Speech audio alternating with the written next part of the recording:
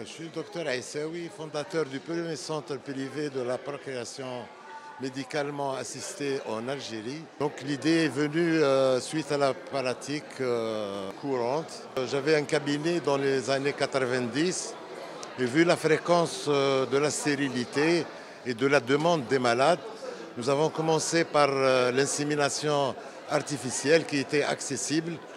Et j'étais à l'époque un des échographistes qui faisait déjà des ponctions pour d'autres pathologies, notamment des amniosynthèses et des chordosynthèses. Et à un certain moment, Dr Ammar, qui était le chef du centre de cytogénétique et de procréation au niveau de l'hôpital. Et l'idée est venue parce qu'il avait une cousine qui avait une tuberculose génitale et qu'elle ne pouvait pas procréer par les voies naturelles. Il fallait faire une fécondation in vitro pour pouvoir enfanter. Et de là, il me l'a envoyé, il me dit on tente quand même.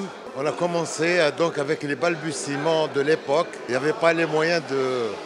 Et donc j'ai simulé et j'ai essayé donc de lui envoyer dans son laboratoire au niveau du CHU.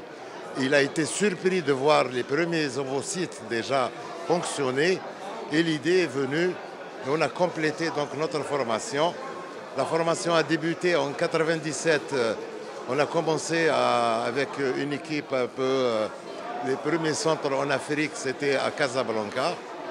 Et puis on est parti à Marseille au niveau du centre de la conception. Avec l'aide de ce centre, on a acquis un peu notre expérience. Et on est venu ici à Annaba et on a commencé à faire la pratique courante de la fécondation in vitro.